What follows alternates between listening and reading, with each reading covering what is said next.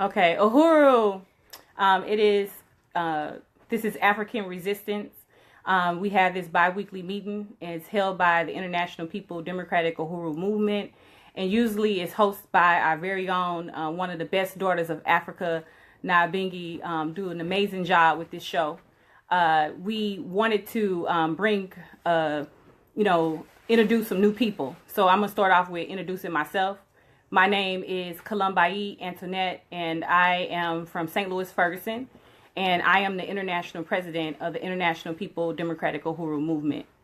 And we have a very special guest where I consider it an honor and a privilege, one of the best daughters of Africa, Kunde, and her name means Mother Africa, and just a warrior. And I definitely consider it a privilege and an honor to have her here with me.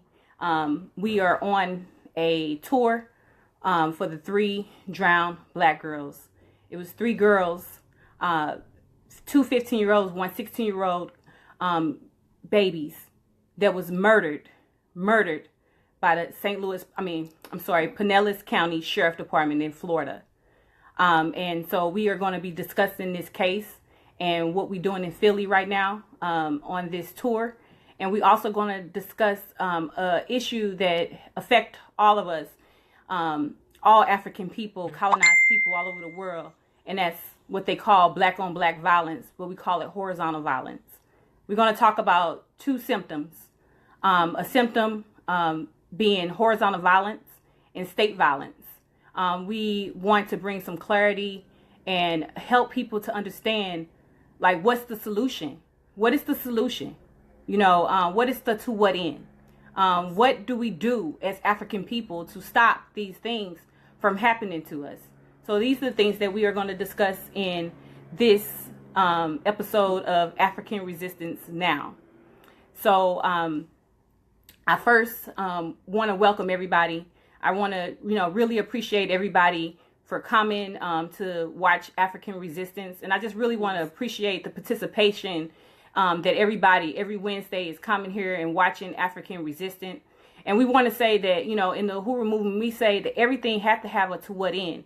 That we not just simply having Facebook Lives for the sake of Facebook Live to give viewers or likes or loves or any of that. But we want to help Africans to understand that it's time to resist right now. Yes. We got to resist right now. And resist means that we have to be organized. Yes. That means that we have to be organized. And that means that we have to join organization.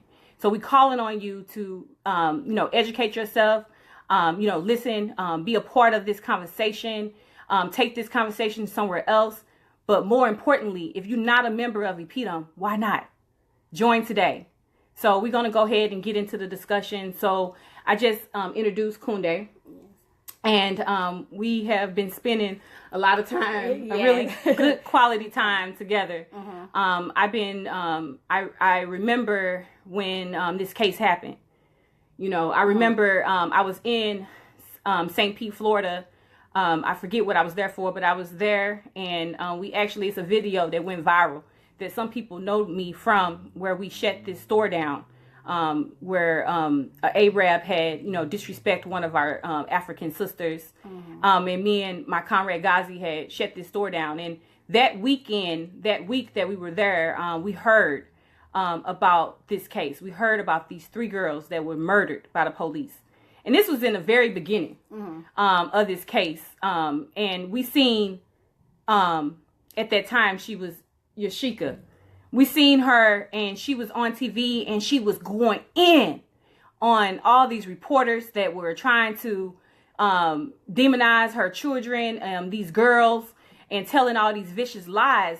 And his mother come out of nowhere. You know what I'm saying? And like, you could tell she took them on. She fought fiercely. And we were like, okay, we got to know her. We got to find her. We called, we found out what school the girls went to, which our comrade Liu went to the same school. And, she found the Facebook and got in contact with, Kunde.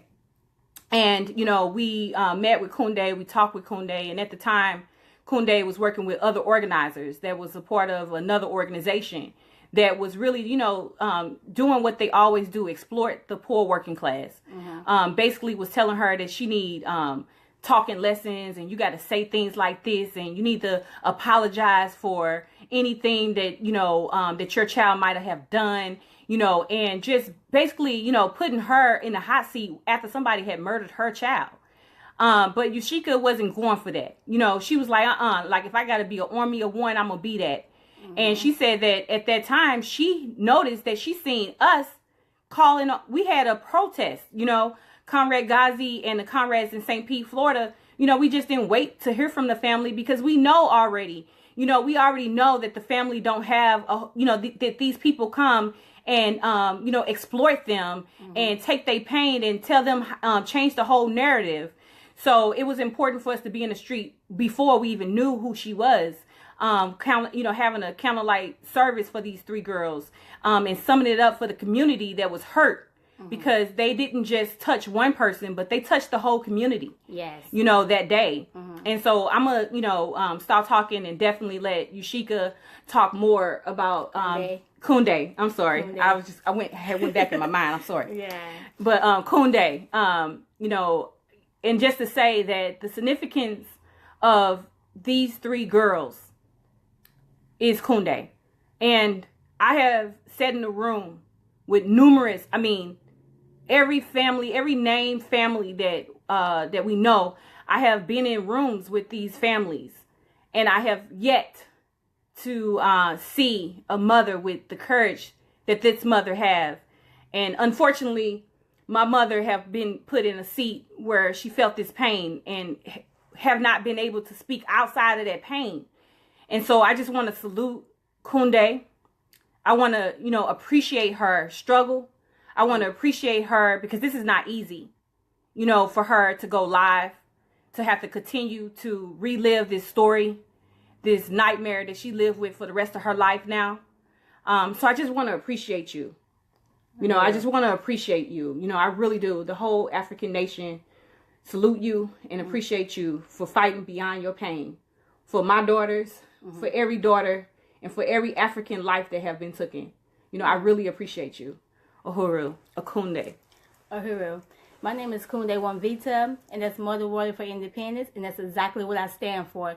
Independence, and not just for my 3 girls, Dominique Battle, Lanaya Miller, and Ashanti Butler, but for all Africans of the African nation. Whether you here in Africa, whether you in Africa, whether you in the United States of America, it doesn't matter where you at, you still African. When they got us on those boats 600 years ago, we were African. When we came over here and touched this land, we were still African. And so I fight for each and every one of us, because they will continue to kill and steal and beat and rape us.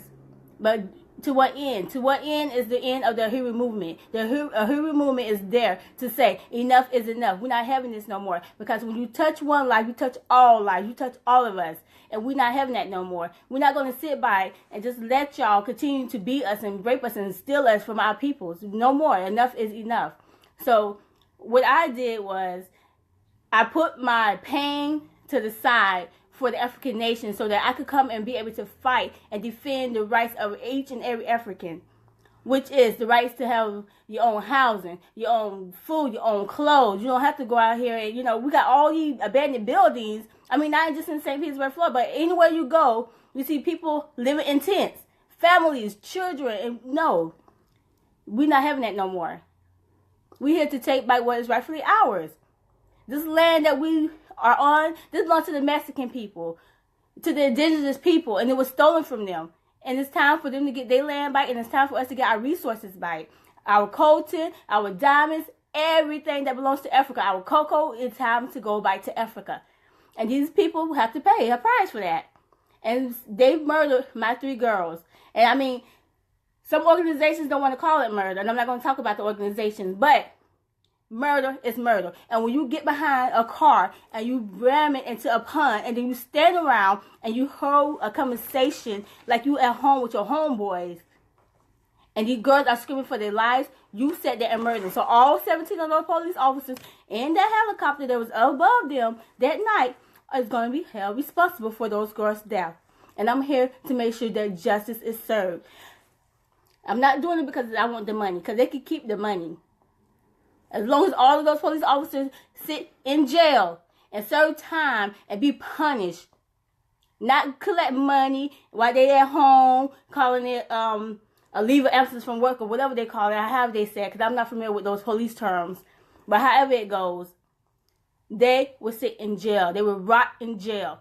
Because when you murder somebody, if it was one of us Africans that murder somebody, we'll get the electric chair or a needle or something in our arms or whatever. So no, they need to get the same kind of punishment that they give to us.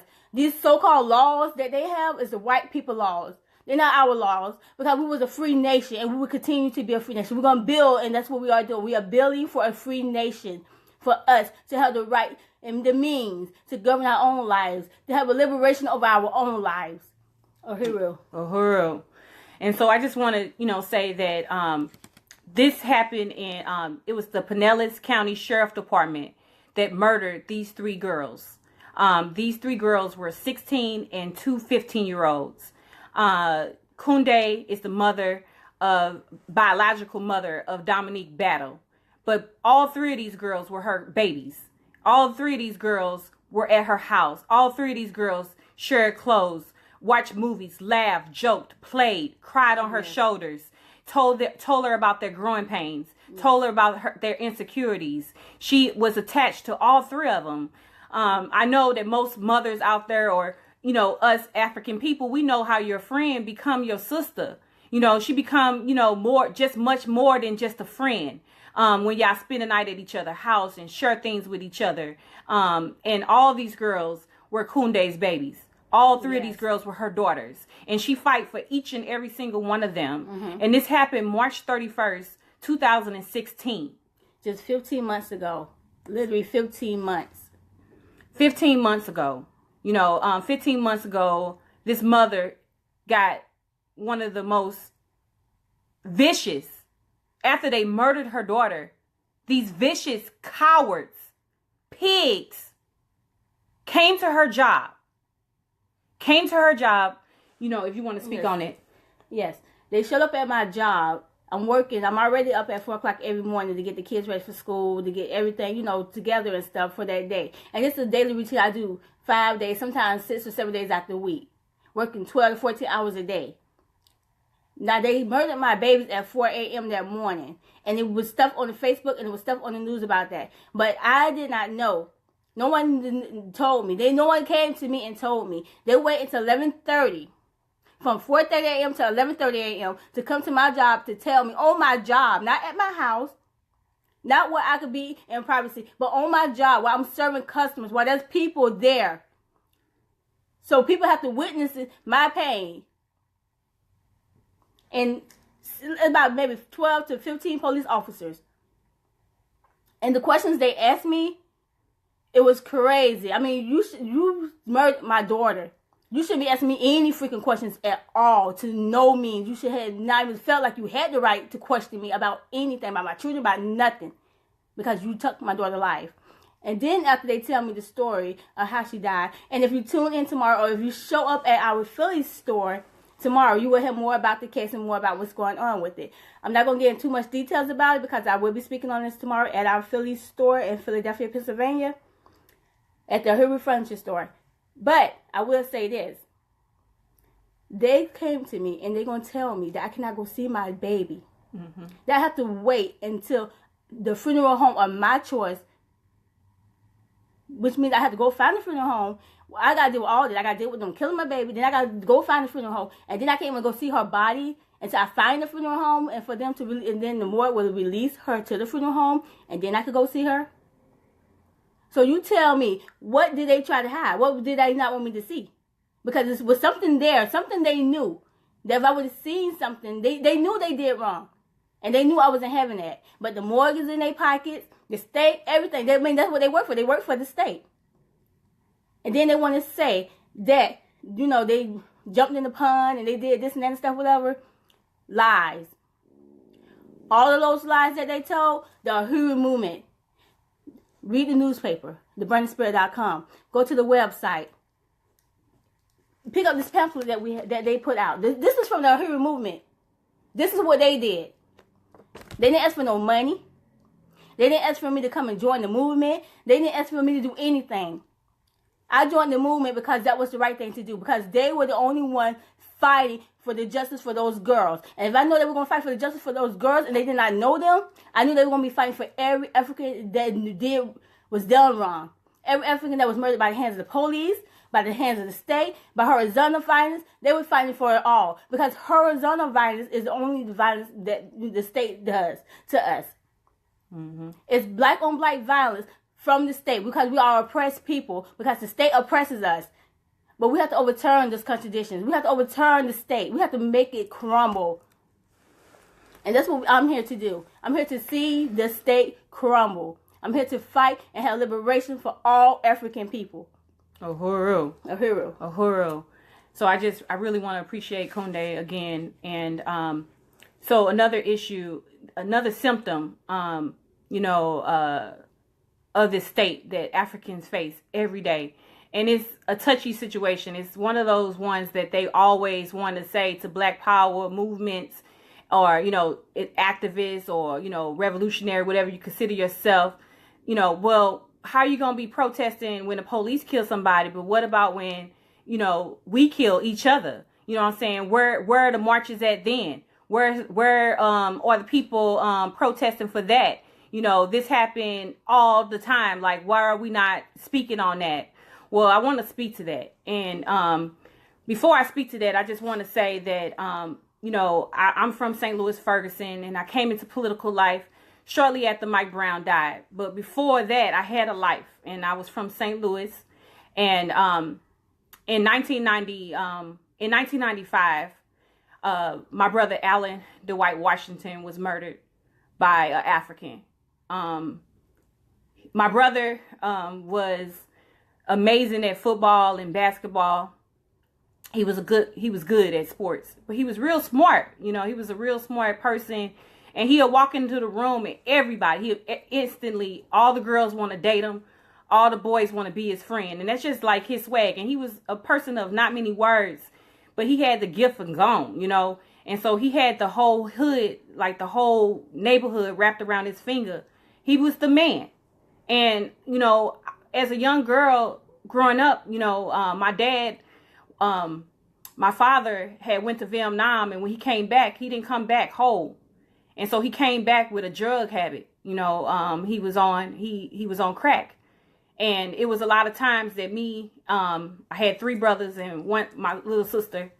And it was a lot of times that, we didn't know what we were going to eat, or we had to move every single time the lease was up. We had to move into a different place because my dad had an itch that couldn't wait. And so my brother, he felt like, enough is enough. Like, I got to be the man of this house. I got to provide for my mother. I got to provide for my whole family, So he took to the streets and tried to find a job. I remember, like, he went and got this job, and it was never enough. The check would come, and it was never enough. And he got sick and tired of my mom crying. And my mom was an evangelist in the Church of God in Christ. So, she would pray, and, she, was a good woman, God-fearing woman. And me and my brother just was so tired of seeing the pain of our family and what we were going through. So my brother, he went and he got crack, because that's the only thing that the state allowed us to have in our community, the crack they put in there.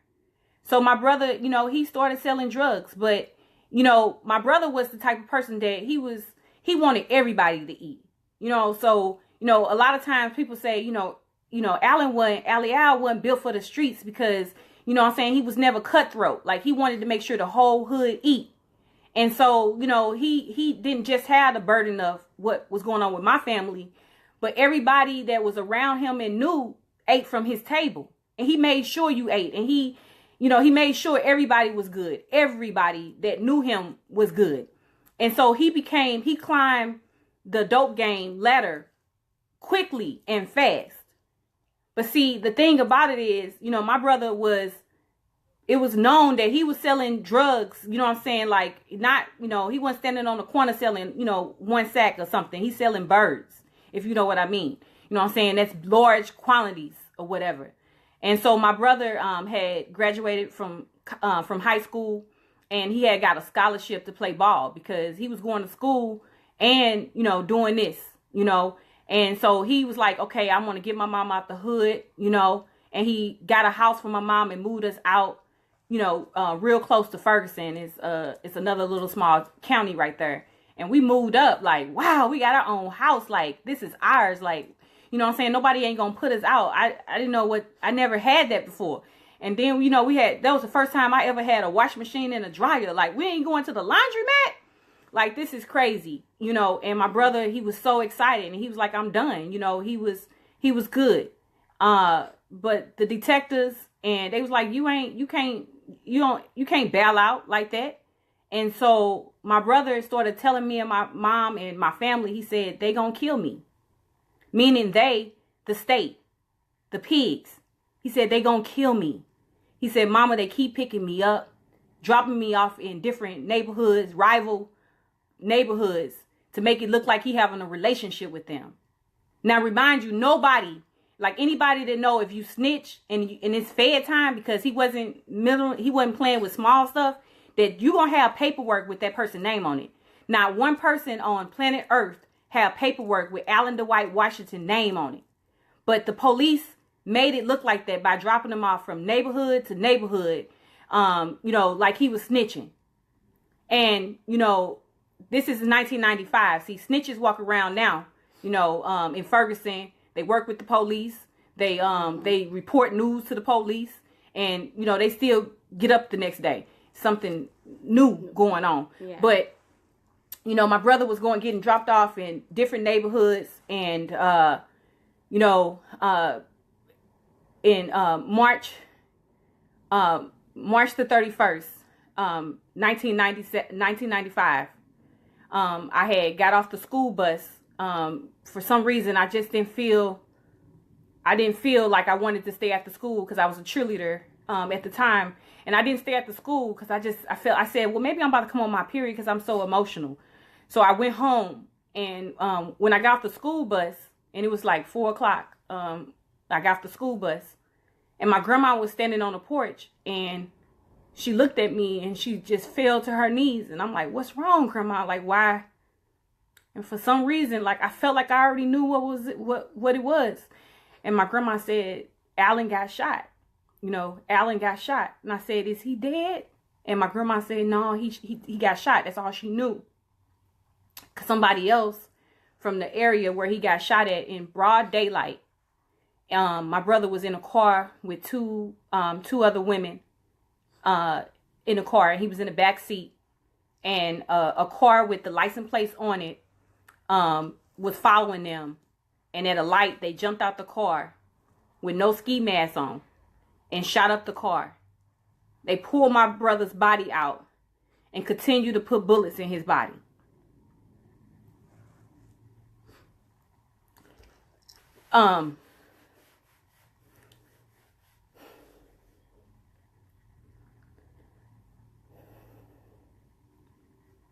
I went in the kitchen and the news was on after my grandma had told me, and it was breaking news of a shooting. And I seen my brother on the stretcher, and I seen his body jump where he took his last breath. A couple of days later, the detectives came to my mama's house, and they looked at my mom with smirks on their face and said that he didn't suffer too much. They say that the first bullet to the head, he was dead anyway. And don't worry, the people that killed your son, they'll be dead in a month. I give them a month. Like there was some kind of solution. Like that made our pain go away, because you explained to us that the person that killed my brother was going to be dead in a month. Remind you, I already have one brother that was 17 in 1992, get shot in the back by the police, and they threw his body out of regional hospital, and they tried him as an adult at 17. He's supposed to be doing a 120-day shot, and my brother's still in prison today. He didn't even get to come to my brother's funeral. He didn't even get to say goodbye, nothing. They put him in a hole after he found out his brother was dead. And my other brother that was alive still just was so hurt, not knowing what to do with the anger that he felt inside. Then 1997, my brother Eric, he was different, you know. He wasn't a street dude. Not at all. He get murdered. And the guy who killed my brother walked out the same courtroom with me. He walked out like he shot my brother and admitted that he shot my brother in the back with no gunpowder, nothing. And he get out. He gets out. So everything that had always been given to me from my family and from anybody that I know, it was just like, you know, the hood need Jesus. So I wanted to be the best Christian that I could possibly be. And it hurt me to my heart to hear people like demonize my mama, like, well, you know, her husband was on drugs, so that's why, you know, her sons died. You know, that's why Curtis in jail. That's why everything that's going on with their family, like, that's why all these things are happening, you know, because of the community where they live at. And I see my mama taking us to church. I know my brothers and them know every book of the Bible. They know exactly how many letters Paul wrote. 13 letters to be exact. You know what I'm saying? They know everything about Jesus. They know Genesis to Revelation. You know what I'm saying? Like my mama set us down at the table and she prayed with us. She taught us how to pray. She taught us that if she can't get to us, you call on the blood of Jesus. My mama taught us all this. So I can't understand how a perfect God just allowed it. Like, what is this? I can't understand it. But they told me Jesus. So I wanted to be the best Christian I could possibly be. You know, and like most Christians, I backslide, get back in. But I explained the whole world through only thing that they ever gave me in school, at church, and everything. And that's, you know, how I had to sum up and explain and understand what was happening to me. And it was August, when Mike Brown was murdered, where I went to a march in Ferguson, Missouri. I was outraged. You know, outraged. I was outraged. And I went to this march, you know, feeling like, you know, this happened to the police. You know, the police killed this young dude that I seen come in come into this store that I work at. Like, how did they just do this? This is so wrong. And I was outraged just like everybody else. And I went to a march and I met Chairman Amali Yeshatella at this march. And we were walking down the street and I had been to marches and I had been trying to get involved. And I had went out with other Christians and I had prayed, I had fasted, I was trying to understand everything. And anybody that know me know that I probably called them and like, let's pray. I was on the phone with Martin Luther King daughter, you know what I'm saying, on with a prayer warrior group, with anybody. Like, we got to do something. And I just became very angry because just simply telling me to pray wasn't changing what I seen happen out every single day in Ferguson. Like how, like, I know we being peaceful, but they shooting rubber bullets at us. You know what I'm saying? They shooting rubber bullets at us. We saying, hands up, don't shoot. And they shooting us. We defenseless. They got tanks running down our street. Like, what is this? What is happening? And nobody could help me understand it. So this day I was walking down the street and Chairman was talking and he said colonialism. And I'm like, what's that? And he was like explaining what colonialism is. And I understood, like, damn, like, this is what I've been experiencing all my life. I immediately started connecting dots. And I seen Alan. I seen Curtis. I seen Eric. I seen my daddy in Vietnam. I seen my mom just dedicate her whole life to the church and people tell her that she just didn't do something right. I understood at that moment that, like, to solve the issue, to change the solution, what I've been doing is fighting the symptom. I've been trying to fight the symptom. I've been trying to tell the hood we got to love each other, but simply telling the hood to love each other and we got to stop the violence is like talking to a wall because you're not dealing with the core issue.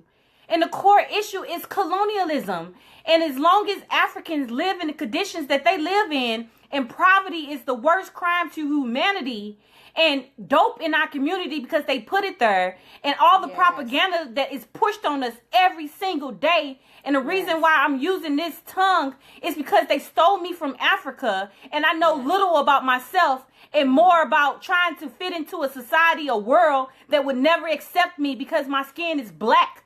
You know what I'm saying? That it is not because God didn't love me, not because I didn't pray or I went to the wrong church, but simply that it was a system that needed me to stay oppressed so another group of people can live wealthy. That it's two different Americas, that it's two Americas. Yes. It's two Americas. And the reality that I was living in was because of colonialism. And that made sense. That I wanted to make sense. I was hurt. Yes. They stole my whole family. Yes. And my story ain't like unusual. Exactly. But my mom has a sister. Her older sister. And two of her sons were murdered. My grandmother had a host of grandchildren. And now in the picture, it's two of them alive from that generation. And the police didn't lie. The African that killed my brother was dead shortly after. But it didn't stop there. I seen the whole hood we were from wiped out. Yes. From the war that they started. That we killing each other. You know what I'm saying? Because they hands is all in it. So if you want to stop horizontal violence, if you want Africans to not live like this, then you have to understand that it is not about fighting symptoms. It's about getting to the core issue of it. If you don't like the tree, I don't care how much you cut a limb off, it's still going to be there. Yeah. If you want it gone, you have to knock it down and dig up the core. Yes. And it has to not exist no more. And that's the only way that we ever going to take our community back. Yes. The only way we ever going to take our community back is to fight the core of it. And colonialism has to go. Imperialism has to go. Black power is the only solution. Revolution is the only solution. The only solution. Yes. So horizontal violence, state violence, or symptoms. Symptoms. Yes. Symptoms. Self-hate, the school system, daycare, welfare system, all of it. Drugs in our community, my father in Vietnam, everything, all of it. All of it. All of it is strategically put there for a reason. It's a reason why I knew more about Jesus than I ever knew about Marcus Garvey. And I'm saying, be like Jesus. But it's the reason why they tell you the scriptures, the ones that they want you to know. Yes. It's a reason why, you know, when they talk about Easter, they always tell you that, you know, somebody came and one of the disciples cut off the ear of one of the soldiers that came to get Jesus. It's a reason why they tell you that. But if you keep reading, you will see that Jesus told them, whatever you do, if you have to sell your clothes and be naked, go get a sword. Yes. It's a reason why that Jesus was so radical that he looked at a multitude of people and he said, who should not ever hate their sister, hate their brother, hate their father, hate their own life could not be my disciple. What did he mean? He mean you have to hate colonialism. You have to hate everything that it might give you. Your job, your core. You have to be willing to lose it all. Yes. Willing to let it all go for the new world. You have to be willing to say, I don't care about none of this stuff. I ain't smiling at how many famous people I know. I don't care whose stage I stand on. I don't care if Obama know my name and had me on the stage with him. I don't care. Anything a part of this system gotta go. It gotta go. And it has to be a global revolution. Yes. Because we're talking about two symptoms that affect people within the borders of America. But the same things is happening in Belize right now. You know what I'm saying? Horizontal violence. Because you living with people that don't have enough to feed themselves. And when you hungry, you'll do anything. And to hear your crying baby cry for stuff and you can't give it to them, that'll eat away anybody. And living under these conditions, hell yeah, you're going to pick up a crack. you're going to pick up something. White people do drugs for social privilege, just for fun. You know what I'm saying? Yes. Black Africans are doing drugs to cope, to not kill their baby, to not, hurt themselves from the pain that we live under every single day because we living under genocide conditions. Genocide. That's exactly what it is. Africans charge genocide. So we could talk about symptoms all day long.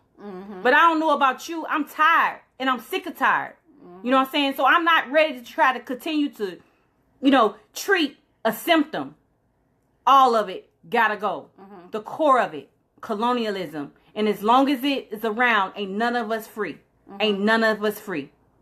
And so, I just wanted to make sure, I just wanted to really touch on this real issue. In St. Louis, they had some, puppets putting signs in our yard to say we must stop killing each other. What the hell? What are you talking about? This sign ain't gonna stop nobody from pulling the trigger. Exactly. When they went over there and stole the drugs that the police put there. Nope. You know what I'm saying? They give you enough guns to shoot each other. You know what I'm saying? Like, that's not gonna solve nothing. What is that gonna do? You making sure that you make it to every scene that the police at to film it on live. How is that helping the community? How is that changing our conditions? Ask yourself that. What are you doing? What are you doing? Are you tired? Because I know that as a parent, if your kid got cancer, you want a cure. You don't want somebody to keep giving her medicine, keeping her sick, making her hair come out. You want a cure. I want a cure for my kids' future. Yes. Because I can tell them all day that they could be whatever they want to be. And I can tell them all day, go to school and do the right thing. But I know that that's a lie. Yep. Because regardless of what school they go to and who they know or how good they jump shot is or how they run down the football court, it means nothing to white power. When they want to push a button and say it's over, game over, they can push it. And I got a problem with that. Exactly. I need power. You need power. We need power. We need black power. We need black power. And that's what matters. That's what matters. And so, we wanted to make sure that we spoke on, horizontal violence. So the next time somebody look at you and tell you, what about black people killing black people? You look at them and say, join a revolution because that's the only solution. Revolution is the only solution. And I think that I have every right to say that I understand that I didn't grieve just one brother. Do you hear me? I grieve the African that pulled the trigger. Because the core put the trigger in his hand. Yes. Put the thought there. Yes. And didn't tell him who he was or that he was killing himself when he pulled the trigger. So it's still the state. Yes. It's still the state. Yes. At the end of the day, it's the state. So if we want to stop the violence in our community, if we don't want to see our community look the way it is, then you got to join an organization. You have to educate yourself and understand what it is. Because right now, the chairman said something so brilliant. I'm not against violence. You know what I'm saying? Yes. I just want to direct the violence because right now it's not going the way that it needs to go. Yes. I know who got our loot. I know who got our stuff.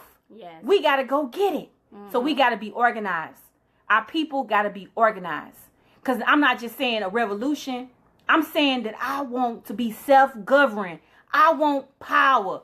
I got to sit at the table and say what this world is going to look like. No more somebody going to dictate to me and tell me what this is. Yes. You know what I'm saying? And so that means that we have to come and be a self-governing people. Everything in society have told us that we can't do that. It has been ripped away. We don't know what that means. We don't even know what it means. We don't even understand how powerless we are. But that's why you have to join InPDUM, the International People Democratic Uhuru Movement. Because I can't tell you, just go join a movement. No. You have to join InPDUM, the International People Democratic. And I say that with great conviction. Because when I was a Christian, I would say, as long as you was going to a church that's preaching the gospel, then that's fine. But listen, it's only one truth. You hear me? Yes. It's only one truth. And that's revolution. And it's only one organization. And that's the Uhuru movement. Do you hear me? AMWO, ABDEP, InPDUM, wherever you fit in, whatever your skills at, you need to join the Uhuru movement. The Uhuru movement. And I'll stop boasting and saying it when you show me another organization that have 45 years of history of the struggle, that have used science to be able to say and test it. And you know science. You know when you go get a bucket of water and you put it on the stove and you turn some heat to it, it's going to come to a boil because that's science. Well, I'm saying we got science to show us exactly how to get there. And I got to go. So come and join me. Get on the right side of the question. Join the Uhuru movement now. Not tomorrow, today. It's our time. I'm sick and tired of being sick and tired. You know, and I don't see anybody's face, but I already know that your story ain't too much different than mine. Because if it wasn't your loved one, it was the school system. If it wasn't the school system, it's your job. If it's not that, it's your love life. That we just can't even have normal relationships. We can't even have our relationships. Is not nothing about it. Because we have been colonized. And who we are, our identity has been taken from us. Everything. Everything. And the only way, your psychiatrist, your medication, your blunt, nothing is going to give you that. The only thing that's going to give you that, and I'm sorry to tell you, not even your faith in God. You know what I'm saying? Keep your faith if that's what you got. Yeah. But you got to get to the core of it. And the core of it and what God wants for you to know who you truly are. Yes. Who you truly are. And that's, you are African. You know what I'm saying? We are 1 billion strongs. One Africa, one nation. That's who we are. And so we have to get back to the truth. Yes. You know, so I wanted to, talk about the solution. Now, we talked about 2 symptoms. But what are we doing now? I said join the Uhuru movement. I just told you that this is the only way that you got to join the Uhuru movement and all that, right? So what is the Uhuru movement that is, paving the way to the new world? Like, what do that look like? How do I get involved? What do I supposed to be doing? I want to talk a little bit about that. And so one of the things that we understand is that, I got to say this, one of the biggest things that I had to understand, one of the first political things that I took a stance on is to understand that I'm an African. Yes. That ain't nobody going to tell me that I got to know what tribe or whatever. These are fake borders. All of Africa is mine, and I am African. Yes. And every person that look like me is an African.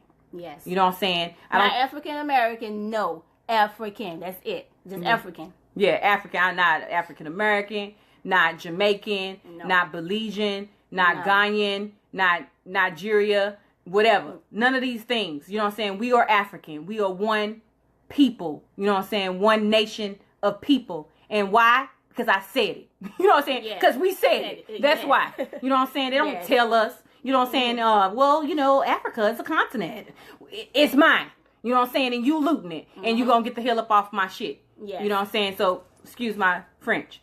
I want to talk about the solution. And so, I want to reintroduce Kunde. And I want Kunde to talk a little bit about, Kunde is not, a puppet that we put up there. Like, she made her own decision to join this organization.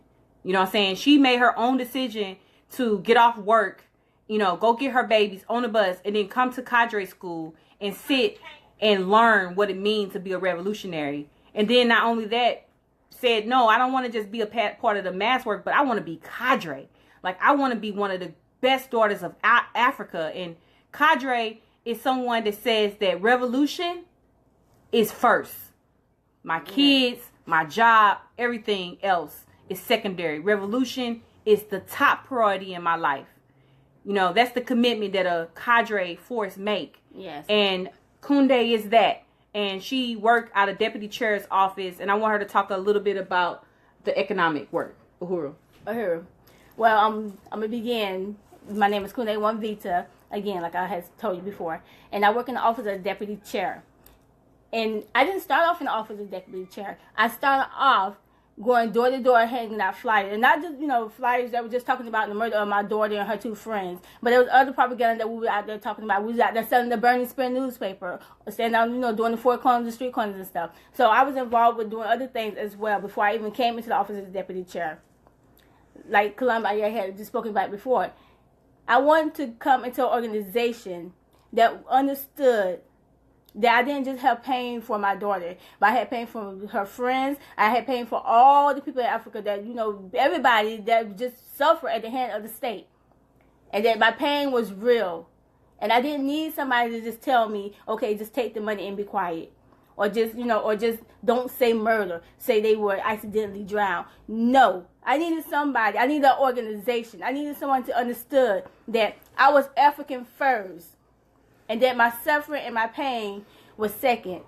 And that me fighting for all Africans meant more than just going for justice for those 3 girls. It meant going into the communities and talking to people door to door, letting people know that the state is murdering us and why they murder us, and giving them the knowledge and giving them the science and letting them know that this organization means more than just sitting on your butt saying, I'm a part of an organization. It means more. It means doing the work. And when I say doing the work, we just put on a health fair.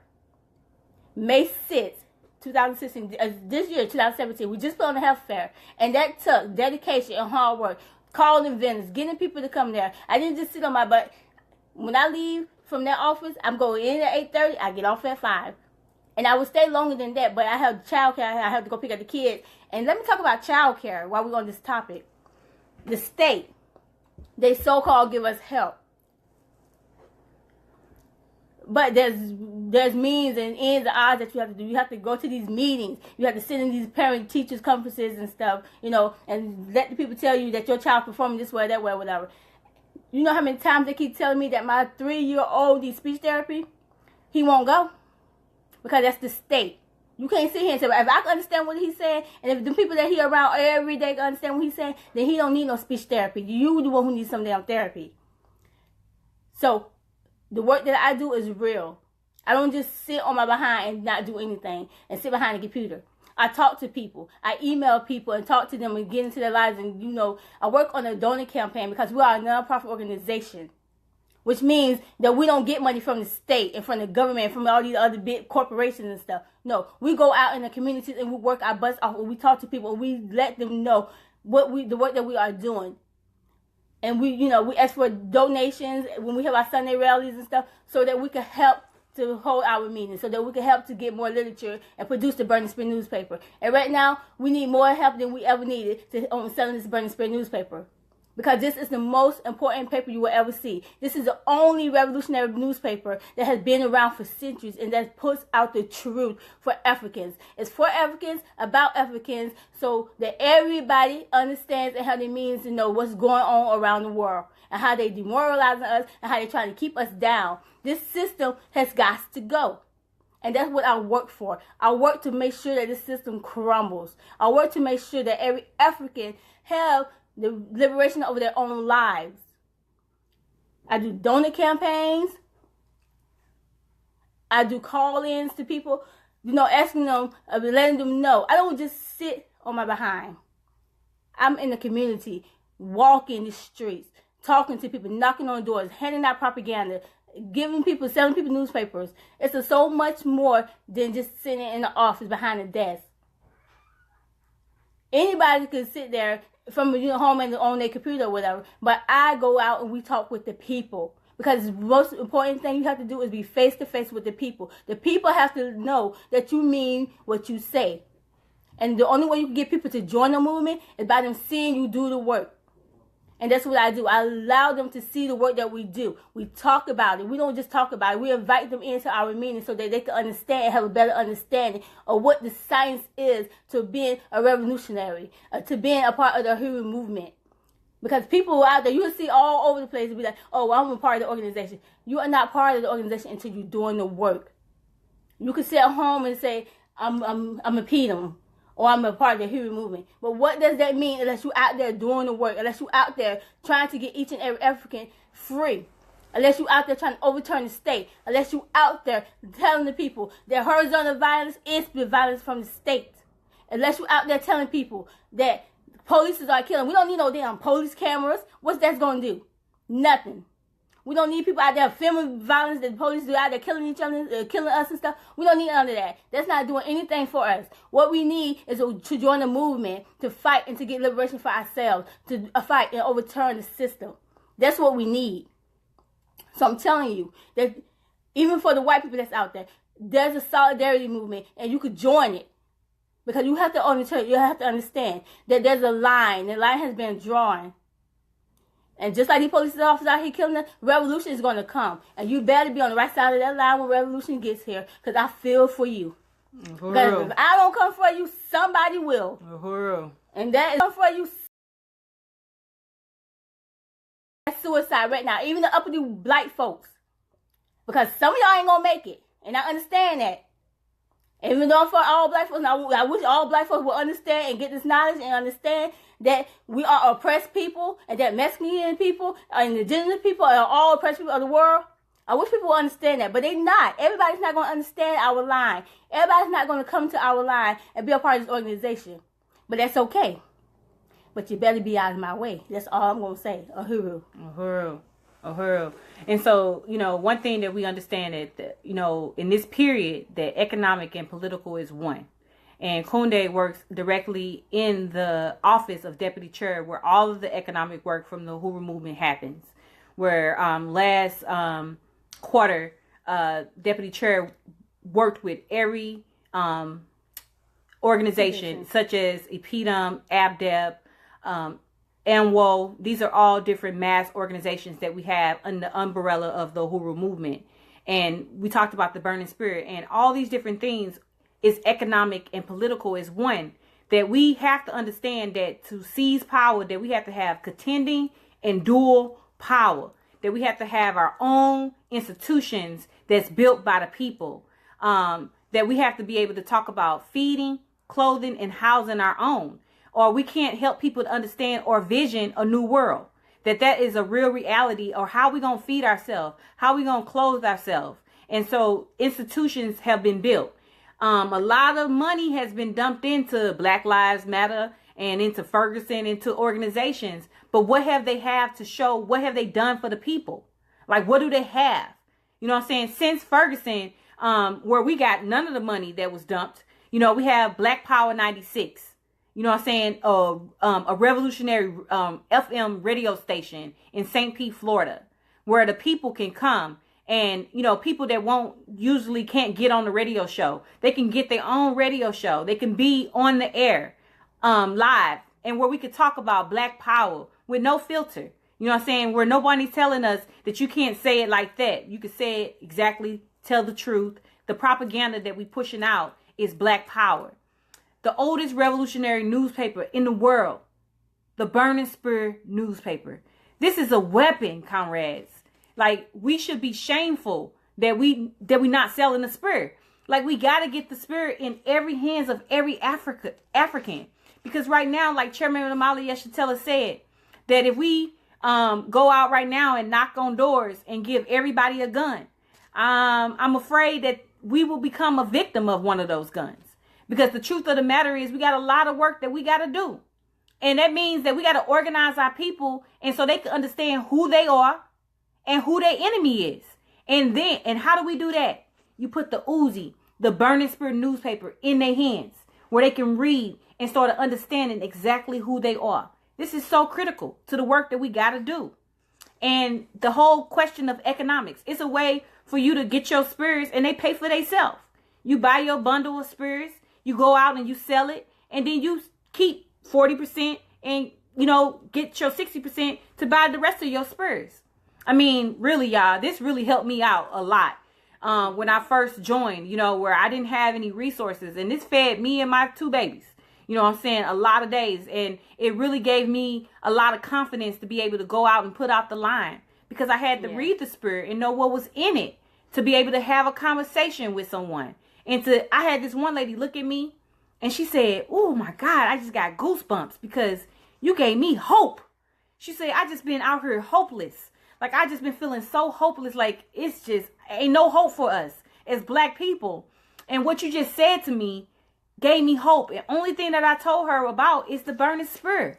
You know what I'm saying? That's all I told her about, but it gave her hope. And so let's go give our people the hope by selling the spear. And the economic question is critical right now. That we have to have institutions to fund the movement. You know what I'm saying? We can't always be in stress mode of not having the resources to be able to do the things that we need to do, because imperialism is on its deathbed. And it's not because I have a crystal ball, but I'm watching the world. I see a Donald Trump as a president, this clown. I see that people didn't go out and vote, white or black, didn't have any confidence in this system at all. So I understand as a colonized person, if my enemy is weak, it's time to strike. And it means strike hard. And so the question of economics is critical to the political work right now. And so one of the things that InPDUM is engaged in is we built an institution called UZI, UZI, UZI. And you can check the page out on, it's UZI Custom Clothes. And this is an institution that we built. And what we do is we take gentle used clothes, or, we refurbish them. We specialize in vintage pieces, and, we, just make it fly. Or you can have like a jacket that you buy, or, a purse that you have that you love, that you wanted to make it be Black Power. And we make, revolutionary t-shirts that have powerful sayings on it, like I'm Black and I'm proud, Black Power matters, revolution is the only solution, whatever, like tight t-shirts, that one of a kind, that promote self-love, promote Black Power, because our clothes and everything we do is propaganda. So Uzi is a way to look fly with your revolutionary swag and get a message out to the community that it is powerful. This the thing that this is trendy. This is something that you want to be a part of. You want to be it. You want to have your swaggy clothes. You want to look like them. You want to talk like them. You want to move like them. And this is how you have something that's contending and dual power, because this is what, white power do. They have clotheslining that make African women feel like, my hair ain't cute when it's natural. You know what I'm saying? Because everything that we see, Becky is that. Well, this is a way for us to put self-love back out and say, no, we get to decide what models look like. We get to decide what fashion is hot. You know what I'm saying? We get to decide. And the critical question of economics, because every single penny that you spend with Uzi go back to Black Power. So I'm not just simply saying buy Black, but I'm saying buy revolutionary. You know what I'm saying? Economic and political are one. Everything is concentrated economics. Everything you do, how you spend your money, how we control our dollar is everything. When we look around in our community, the Black community, everybody else is making dollars off of us but us. You know what I'm saying? But we have to figure out, and we have to have our own Black market. You know what I'm saying? Where we control and we have guidelines and we lay out what it look like. You know what I'm saying? How we trade amongst each other, how we spend our dollar, how we live among each other. You know what I'm saying? Collective living. You know what I'm saying? All these things is that's what the task is right now. The task is being able to sit down and write POAs, accountability, having the economic question in hand, how we spend our money, being accountable to the people, building institutions to be able to hire our own people and control the narrative, where the workers have all the power. So that is the solution to horizontal violence. That is the solution to state violence. These are symptoms, and I'm not into fighting symptoms. I'm into getting to the core root of the contradiction, and that is colonialism. So if you want to fight colonialism, then we have to answer the question of economics. Political and economics is one. You can't have one without the other. Uhuru. So at this time, I don't know if anybody had any questions for me and Kunde. We are 2 minutes over time. It's funny because in the beginning I didn't think we would be able to talk this long. I know, right? Yes. Yeah. Yeah. Well, I just also wanted to tell you about some of the other work that I do with Office of the Deputy Chair. Like, I work on a newsletter that we produce, which is we do a quarterly newsletter and talk about different organizations and about the party line, and we put that out. We mail that out to people.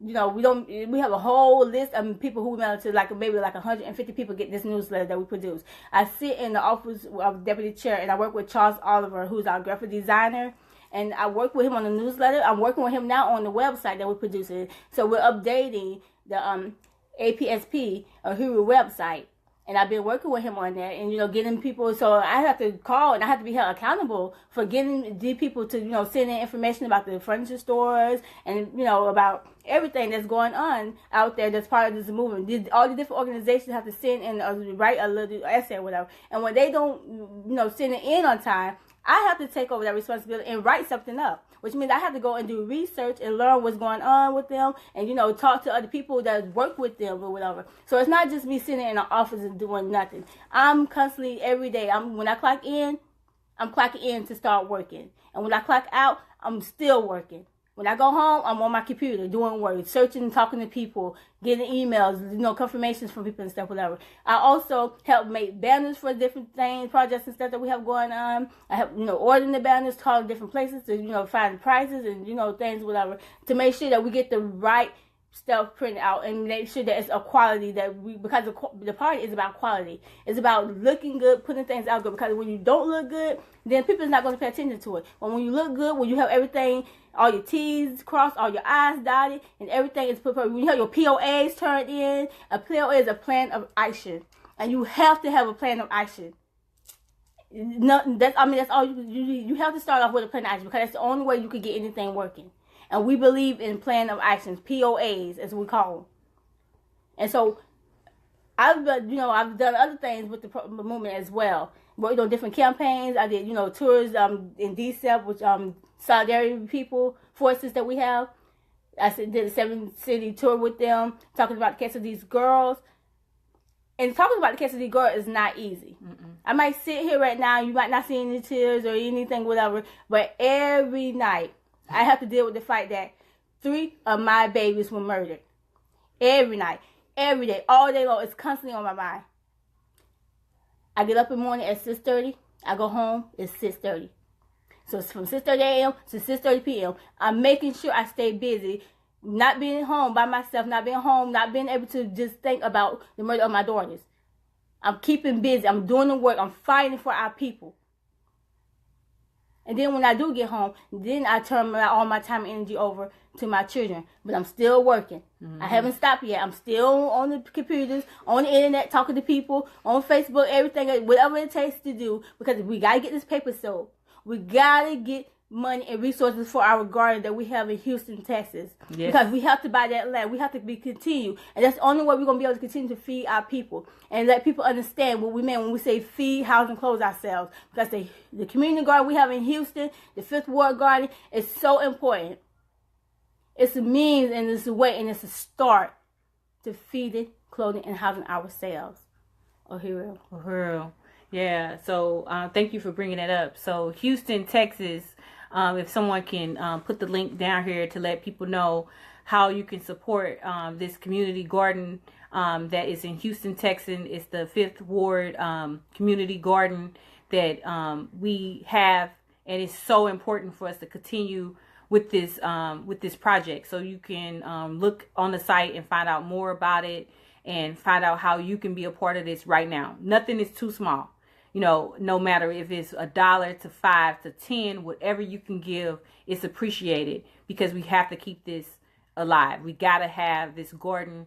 We have to have this in Houston. This is very important to African people. And this garden do not just belong to me.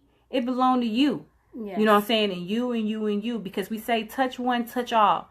And so this garden is something that we have to purchase. And, I just really want to make sure. And also, I want to say that we are having an event tomorrow in Philadelphia. So if you in the Philly area, it's going to be held at the Uhuru Furniture Store. The Uhuru Furniture Store, I believe if you put it in your MapQuest and put Uhuru Furniture Store in Philadelphia, it's going to come up for you. But we'll try to put that in the link too. And I believe it will be live as well. I don't know what site it will be live on. But if you're in the Philly area, you don't want to miss this.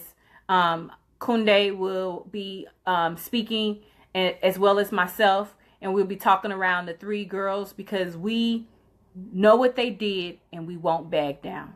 We know what they did and we won't back down. And so we're going to put this story on the lips of every African.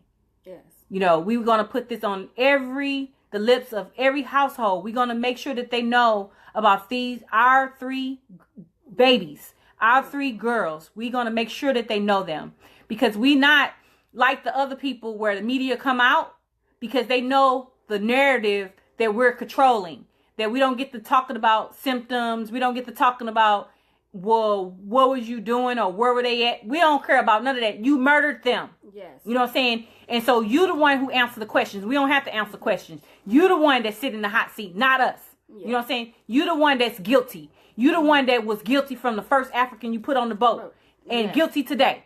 You know what I'm saying? So we know the narrative that we are painting. And so because of that, you know what I'm saying, it's up to the poor working class to make this struggle, to make sure that every African child, woman, and man know about these 3 girls, because the significance of this case is Kunde. You have heard her yourself. You have seen her in the flesh.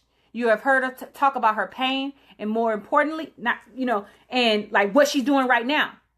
She is a revolutionary, and she have been under the discipline and the teaching of the party throughout her pain.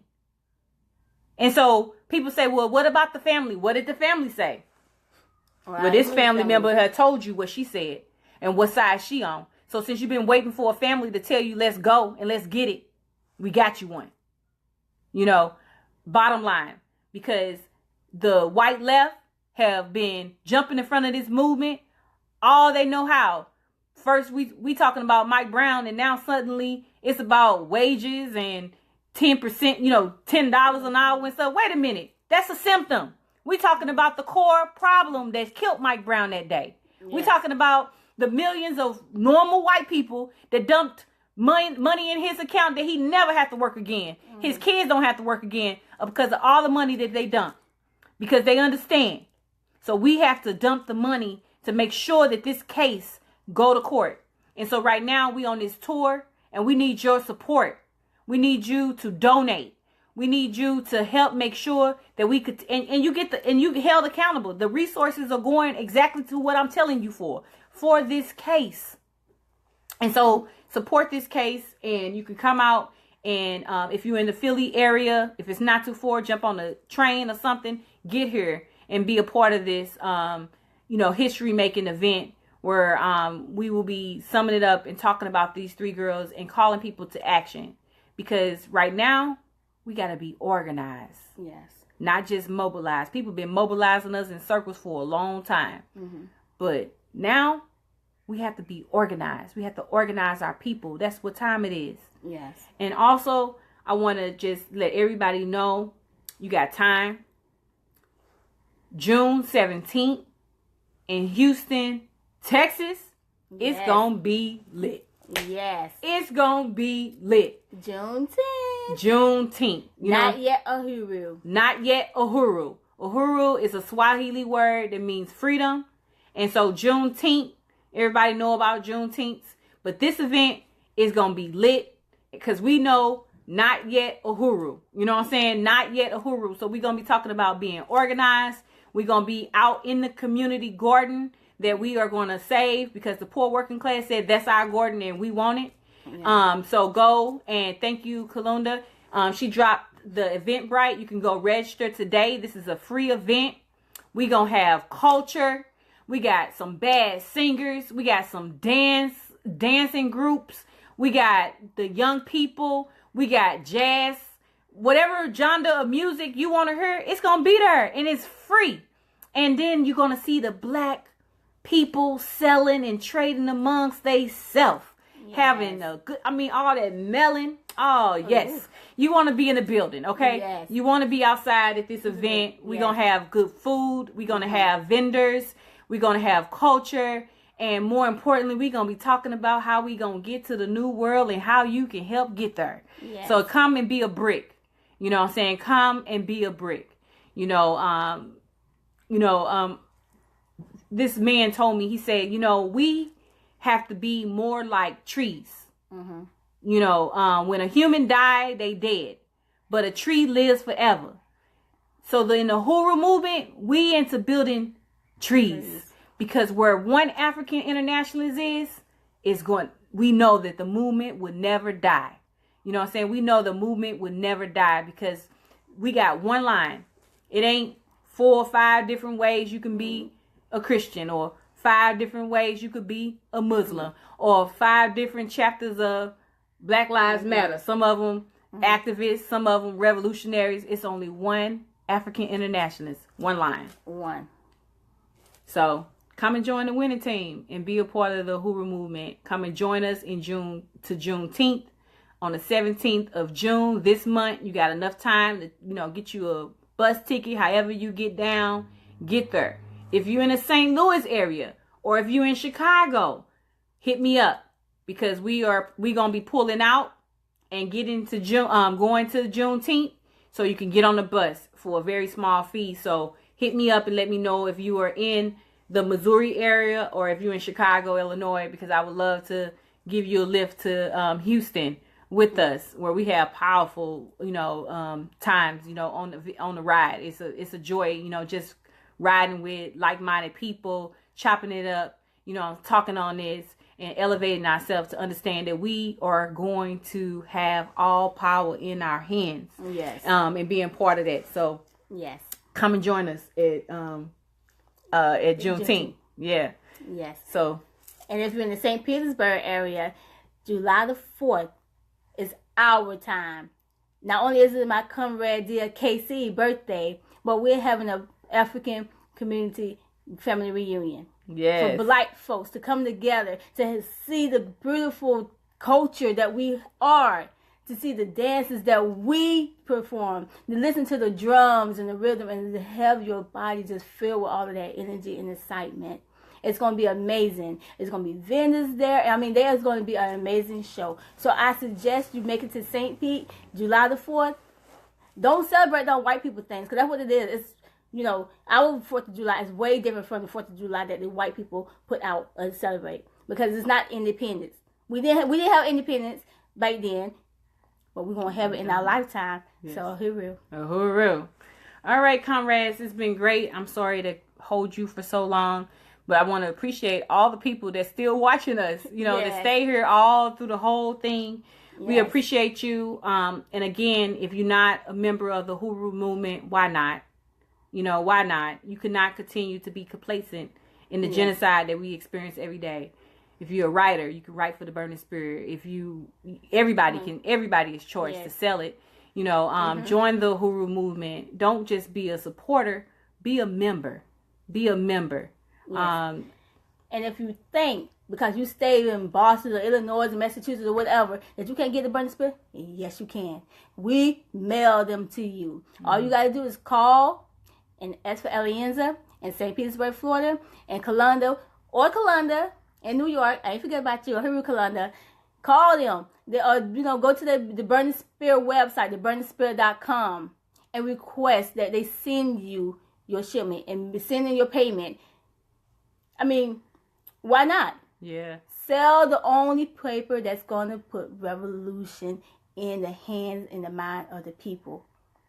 You say you for the movement, start doing the work. Let's show. Yeah, it's very important. It's very important for us to have our own narrative. So support it and be about it. Don't talk the talk, but walk the walk. And I just want to shout out to me and Kunde's kids. Oh, yeah. If my kids are watching with my sister right now, I want to say Uhuru, Brooklyn, and Brianna. Yes. And Uhuru, JJ, Yebu, and Javante. Yes. Especially JJ and Yebu. If you haven't seen Yebu in action, if you haven't sat down and talked with her, she's only 9, but she is under the African Uhuru Movement Party. Yes. She is their village. She's the child in that village. She belongs to everybody, and everybody loves her. So I suggest that you say your age is too young, because no age is young. Mm-hmm. You have to start now. Now is the time. You got little kids, get them involved. Let them understand. Teach them now, because what these school system is teaching them is not right at all. They corrupted our children, and it's time that we take it back. It's time that we build GG schools, collective schools, to bring our children in together, to let them understand that when we got off that boat, we were slaves, but we was African. And when we got over here to America, we were African. When we go back to Africa, we're going to be free. Uhuru. Uhuru. Yes, I love the Uhuru movement. My Brianna say that she is a warrior. I said, that's right, baby. Yes. So, African women will be on the front lines. We going to make this revolution, African women. And so all the mothers out there, I just want to say that we are charged to stand on the front lines and fight for our children's future. It's our responsibility and it's our duty to break the change, to not continue to pass them this genocide conditions and feed them lies. But we have to teach them who they are and teach them exactly and give them the tools. Yes. And the ability to be able to fight and to know when they are free, and give them the blueprint and show them exactly how to get to the new world. That's our responsibility. Yes. And our children belong to you too. Yes. Our children belong to you. And I appreciate everybody that support us and support our kids, and support all of our kids because, that's the African way. It is. So I appreciate all my comrades. Yes. I want to shout out to my whole IEC, the International Office,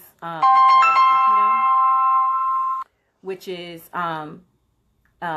Nabingi is our membership coordinator, and she will be back with you the following Wednesday, not this next Wednesday, but the week after that, because we do it bi-weekly. She'll be hosting this incredible show. Yes. And I'm sorry. And I also wanted to say to Tila, my international secretary, dope secretary. I appreciate her work, and I want to appreciate her too. And I just want to appreciate everybody under the leadership of the party and everybody that make this show available. I want to shout out Kalunda, because not only she's the baddest African daughter of Africa that make this burning spirit go and do an incredible job laying this spirit out. But she do the propaganda for this show as well, and she do a damn good job all the time. So we salute you. We appreciate you, and thank you for sharing. And stay tuned for next show.